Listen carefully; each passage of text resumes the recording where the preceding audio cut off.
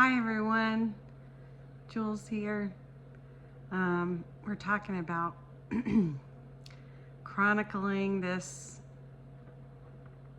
extraordinary time in my life, my family's life, and I'm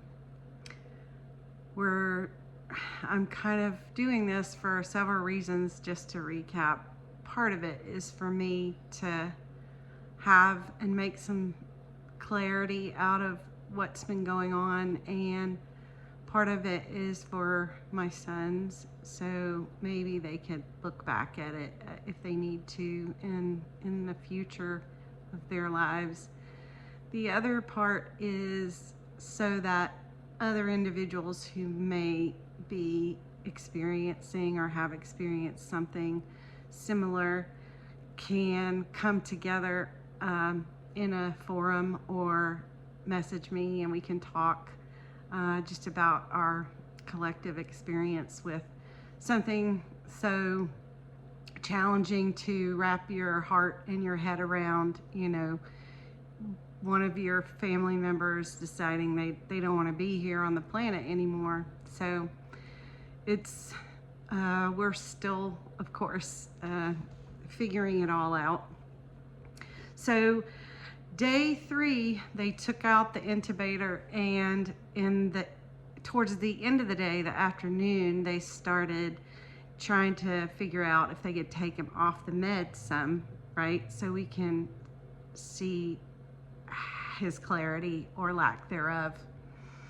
And it was really challenging because they took the intubator out and they put a little thing in his nose to give him extra oxygen, which is fabulous. They'll bring him off the meds somewhat or a lot. I'm not exactly sure about the doses or anything, and then he would get really disoriented and confused about like where he is, but he did seem to recognize us, Graham and Raymond and I, so that was really cool. And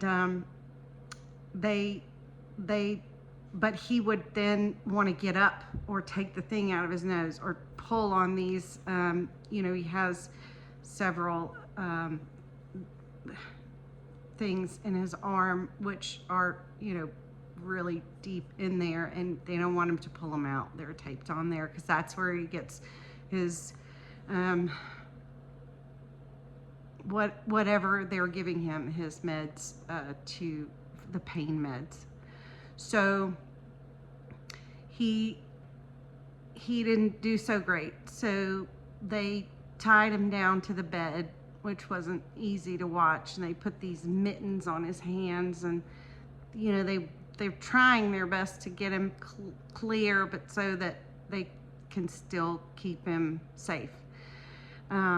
So that's understandable, but it doesn't feel great to watch him be tied down and confused and everything. And I'm just trying to soothe him anyway and smile and be a mom in spite of what's going on. And so towards the end of the day, they kind of gave up on that for a while. I guess it's the evening and they don't have people there to help if anything goes wrong. I don't know. They just sort of said, we'll try again tomorrow, and we'll expect that he'll step down tomorrow. And I said, okay, fine. So they're giving him these meds all night so he'll sleep. But I'm not really delighted about all the things he's getting in his body. These I know that they're quote unquote necessary, but I would like for him not to be exposed to, or to be exposed to as little of that as possible, just for his body recovering from having these massive amounts of meds they're not used to. And so I asked them to please, if they could, bring the level, especially of the fentanyl and stuff, down a little bit. That was the stronger one of the two they were giving. And I tried to advocate for that. They were kind, but they were, a little hesitant. They did bring it down from like 3.5 to 3. And, you know, he and I just tried to make it through another night, and he was pretty out of it sleeping, but I was awake again. And the sweet nurse, she said, you know, you can bring this chair all the way around from back behind him and rest next to him. And I said, well, I don't want to be in the way of all the machines and everything that are around him. And she said that would be fine. So I actually, before she said that, I was laying on the bed next to him in the bed at the end of the bed, like sort of hovering at his chest, waist, you know, down towards his feet, trying to fit up there somewhere and rest a little bit. Anyway, we brought the chair over and that helped a little bit, but I still want to stay just completely connected with him and keep the positive vibe going. So in the morning, they did much of the same. They started taking the meds down, and he was able to sort of communicate with us.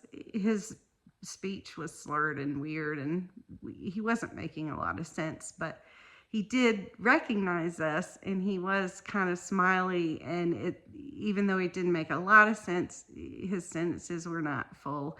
He, you know, clearly knew that we were family, and that was really nice to see, and made me hopeful. So throughout the day, they played around with taking off the gloves and he was strapped down, so unstrapping him, and sometimes they went back to putting it back on, but by the end of the day, it was probably around 5 or 6 o'clock. They said, we're going to move him, step him down from the ICU. So that was cool. We moved him to another room, and I was really excited about that. And so was Ben a little bit, because he wanted to get out of there, I think. And so we were all excited to go to this new space, and they moved him. We walked with him, moved down there, and he had his own bathroom and his own room, which was really pretty cool.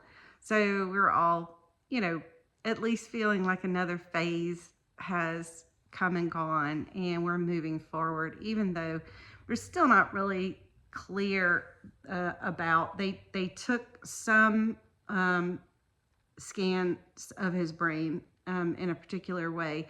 I think it was, I'll have to go back and look in my notes, but they said that it seems like it's good. It seems positive. It seems like there's not a lot of damage there, and we'll just have to see. So that's where we are at the end of day 4, stepping down from ICU.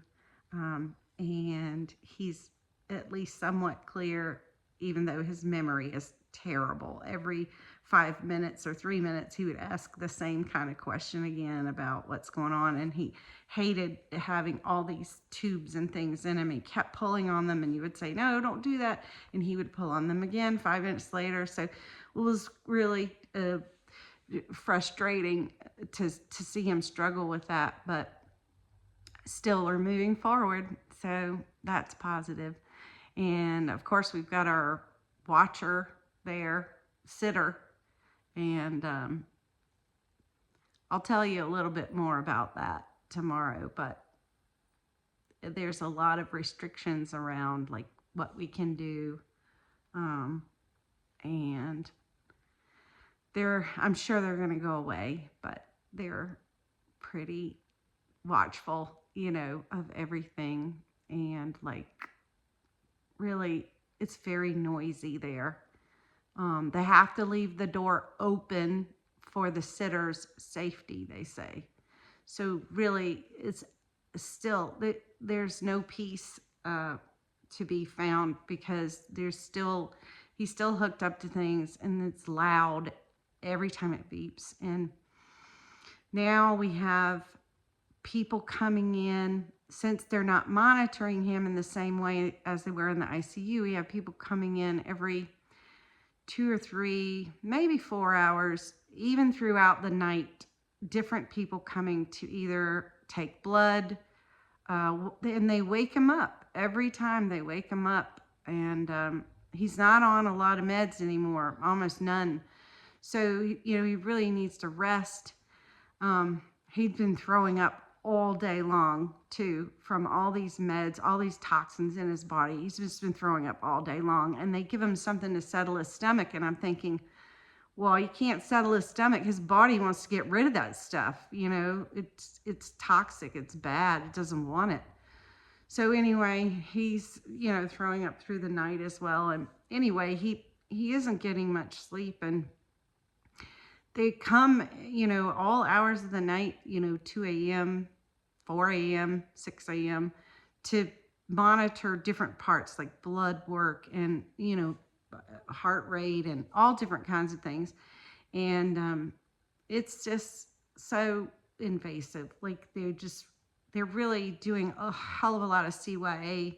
We want to make sure we take his blood this many times in case something changes. And it just feels like, I think he just needs to rest. Could he just sleep for 6 hours anyway without someone bothering him? And they really didn't like me saying that.